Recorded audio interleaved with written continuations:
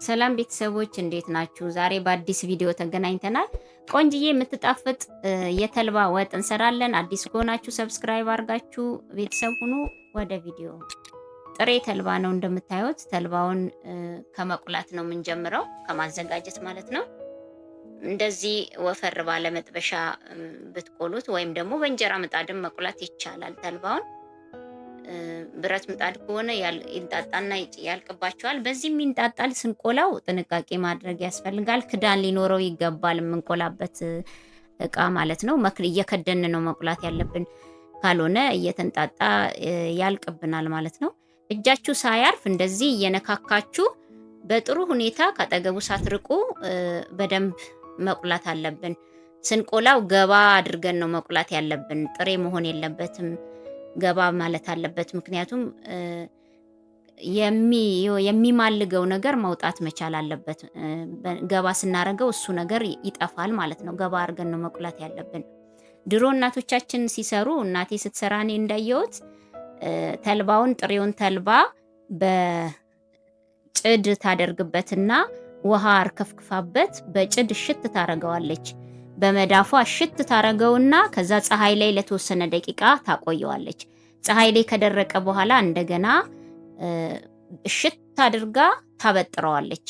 ያን ለምንድን ነው እንደዚህ የምታደርጊው ስላት፣ ከላይ ያለው ተልባ ወጡ ሲሰራ ወይም ብጥብጡ ሲበጠበጥ የሚሆን ማንኛውም ነገር ሲሰራ የሚማልግ ነገር እንዳይኖረው ይጠቅማል ትለኝ ነበርና እኛ ደግሞ እንደሱ ማድረግ ካልቻልን ትንሽ ስንቆላው ገባ ማድረግ መቻል አለብን። ለሱ ይጠቅመናል ማለት ነው ገባ ማለቱ። እንደምታዩት ተልባው እየተንጣጣ ነው፣ እየበሰለ ነው። እንደዚህ ከደን ከፈት እያረኩ ነው እየቆላሁት ያለሁትኝ። በደንብ ገባ እስኪለው ድረስ መጠበቅ መቻል አለብን። እንደዚህ ክድን እያረጋችሁ ፈሶ እንዳያልቅብን ማለት ነው።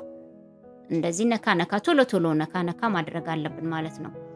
በዚህ መልኩ አሁን ያው እንደምታዩት በስሎልኛል። ቆንጆ ሆኖ የተቆላው እንደምትመለከቱት። እስኪቀዘቅዝ ድረስ መጠበቅ አለብኝ፣ አልፈጨውም። እሱ እስኪቀዘቅዝልኝ ድረስ ቁሌታችንን እናቁላላለን ማለት ነው። ድስቴን ጥጄ ሽንኩርቴን በዚህ መልክ ከትፌ ድስት ላይ ሽንኩርቴን አድርጌያለሁ። ሽንኩርቱ እስኪበስልልን ድረስ እየነካካን እንጠብቃለን። እስከዛው ድረስ ተልባዬ ይቀዘቅዛል። ከዛም በመፍጫ መፍጨት ነው። በደረቅ ነገሮች መፍጫ፣ በቡና መፍጫ መፍጨት ይቻላል።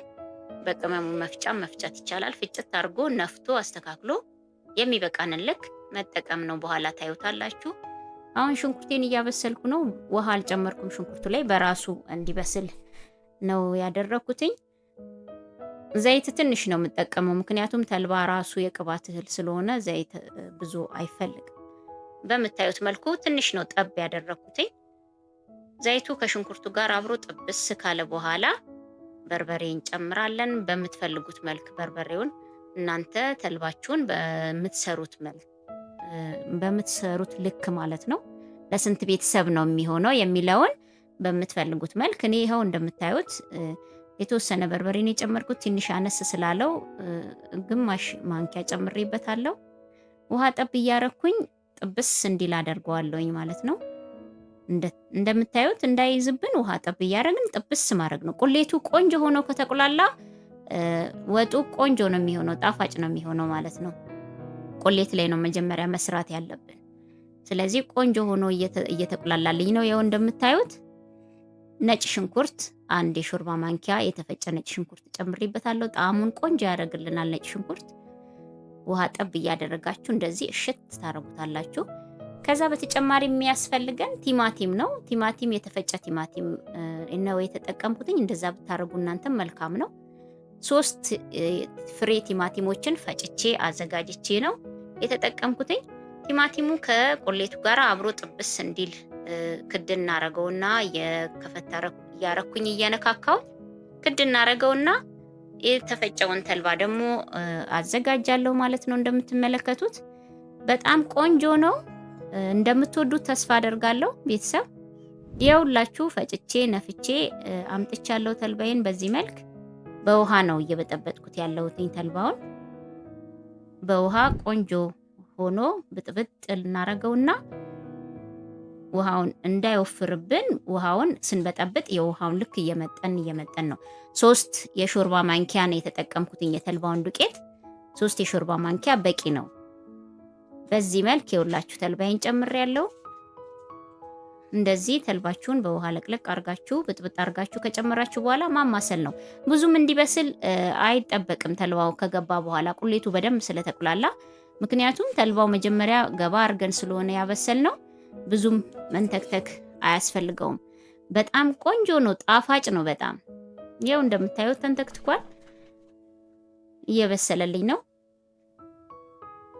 ጨው ለጣዕም ያክል እጨምራለሁኝ። ይኸው በምትፈልጉት መልኩ እንደ ሰው ፍላጎት ጨው ለጣዕም ያክል እኔ 1 ማንኪያ ነው የጨመርኩት፣ በትንሿ ማንኪያ ቀመስኩትኝ። በቂ ነው፣ ጨው ይበቃዋል። ከዚህ በላይ አልጨምርም። በቃ በቂ ነው። አሁን ለምግብ ዝግጁ ሆኗል። እንደምትወዱት ተስፋ አደርጋለሁ። ቤተሰብ አዲስ ከሆናችሁ ለመሲ ማጀት ሰብስክራይብ አድርጋችሁ ቤተሰብ ሁኑ። ላይክ በማድረግ ደግሞ ቪዲዮ ብዙዎች ዘንድ እንዲደርስ አበረታቱኝ።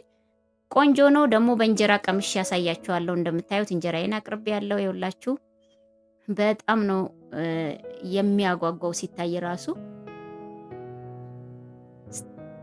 እስኪ ቀምሼ ደግሞ ላሳያችሁ። ይኸውላችሁ ከጎኑ ጎመን ነው ያረኩትኝ፣ አብሬ ለመብላት ስለፈለኩ ነው። ይሄ ዋው በጣም ነው የሚጣፍጠው። በጣም አሪፍ ነው። ቀጣይ ቪዲዮ እስክንገናኝ ባይ ባይ።